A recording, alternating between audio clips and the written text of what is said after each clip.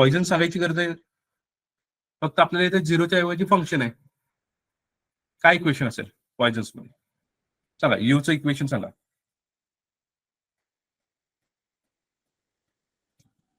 यूचं equation पटकन सांगा. U is equal to 1/4 into u right plus u left plus u up plus u down minus h into f of x. नाही, काही ते गडबड होते का? h square f of x square h square H square square f h into square f of x. हा f of x. आता हे f of xy कुठून काढणार तुम्ही? ग्रिड. given Coordinates. equation. हा नाही नाही नाही, ग्रिड सिस्टम तुम्हाला पुन्हा फॉर्म करावं लागेल, Coordinates. है ना. त्याच्यात ग्रिड लेन दिलेली आहे 1 1 आणि तुम्हाला ह्या व्हॅल्यूज फाइंड करायचे. आणि सगळ्या यूच्या व्हॅल्यूज आहेत ना बाउंड्रीजला 0 आहे. तर तुम्हाला काय करायचं? u1 u2 u3 आणि u4 काढायचे. मग काय करायचं? हे ग्रिड सिस्टम कुठल्या कोऑर्डिनेट सिस्टम मध्ये आहे? लोअर लेफ्ट कुठे आहे बघायचं. जर दिलेलं नसेल, मेन्शन नाही केलेलं असेल, बघ एक्स वाय म्हणजे साईज बघा किती आहे. एक्स वाय 0 0 आहे आणि एक्स वाय 3 आहे, म्हणजे इथे 0 0 आहे आणि इथे किती आहे? 3 3. म्हणजे ओरिजिन कुठे आहे? इथे. सो ओरिजिन तुम्हाला माहित झाला तर याचे तुमचे कोऑर्डिनेट्स काढू शकता. सांगा, u1 चे कोऑर्डिनेट्स काय आहेत? 1 1 u2 2 1 u3 2 2 2 2 आणि u4 1 1 2. 1 2 Yes 1 sir. 2 or 2 1?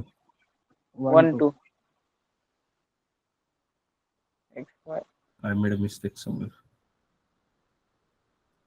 It is u4. हा, it's a 1 2. म्हणजेच काय की u1 1 1 आहे. 1 वर आता काय होतो? x आणि y ची व्हॅल्यूज तुम्हाला दिलेले आहेत. x is equal to 1, y is equal to 1. आणि हे जर तुम्हाला माहिती असेल तर you have to substitute in the function. Function काय असणार आहे इथे सांगा स्टुडंट्स? इक्वेशन काय दिले? Minus 10. del square u is equal to -10 x square plus y square plus 10 आहे. ठीक आहे, मग याला मी कम्पेअर केलं स्टँडर्ड फॉर्मशी. स्टँडर्ड फॉर्म मी लिहू का? del square u upon del x square plus del square u upon del y square is equal to f of xy. म्हणजेच काय? Will get the f of xy is equal to -10 x square plus y square plus 10. आता ही काय असणार आहे? u1 find करताना काय असेल equation आपलं? कसं लिहाली u1 साठी? परत ग्रिड सिस्टम लिहायची u1 साठी. u1, tell me here what is this?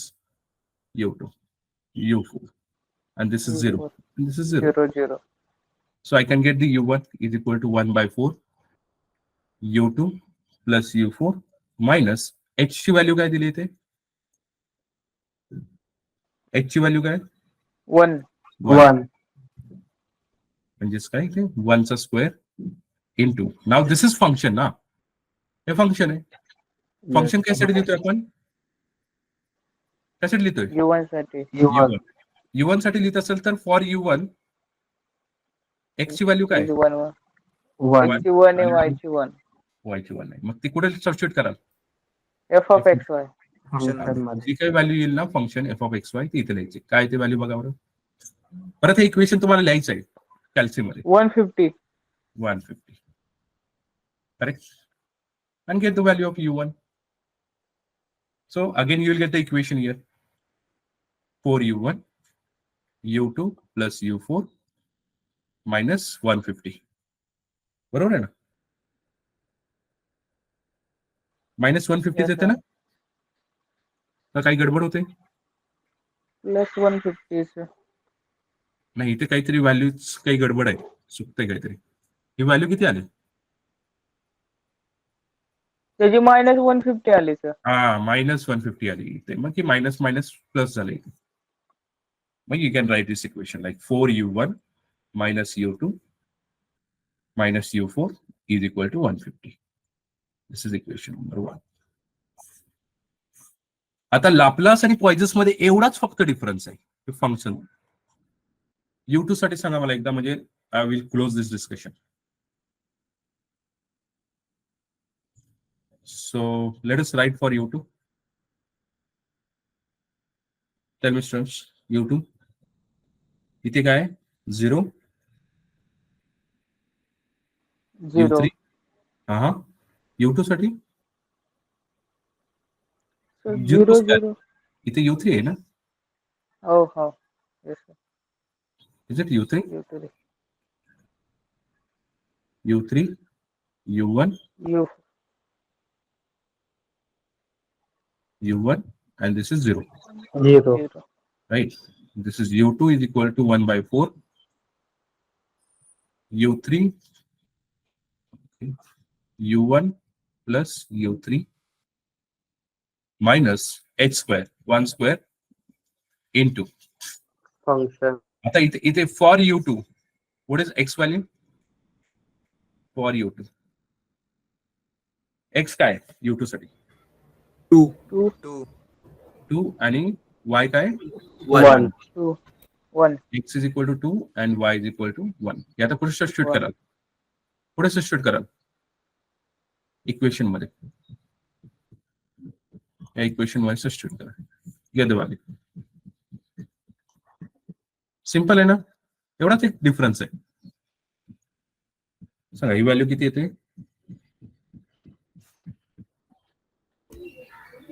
Sir इथे -150 होती, आधी वरच्या ह्याच्यात -120 यायला पाहिजे. येस सर, -120 आला पाहिजे वरती. इथे 120 यायला पाहिजे का? हा, आणि खाली 150 येईल सर. Okay. -150. हा, so take care of this. -120. So here you will get +120. 120. Here it is -150 ना. Yes sir. बरोबर आहे ना? Sir. Okay. We will rewrite this equation. This is very important, students. Carefully handle this situation. Then 4U2 is equal to U1 plus U3 plus 150. So I can write here minus U1 plus 4U2 minus U3 is equal to 150. So that is equation number 2. Similarly, you will get U3, U4. And हे सगळे equation आल्यानंतर again to find out value of U1, U2, U3, use Gauss seidel. Use Gauss seidel. So Gauss seidel is very, very important. Very, very important. आणि जी method आपण क्लासमध्ये शिकलोय किंवा आता शिकलेलो आहे तीच मेथड गॉस सेडलची वापरायची. ठीक आहे.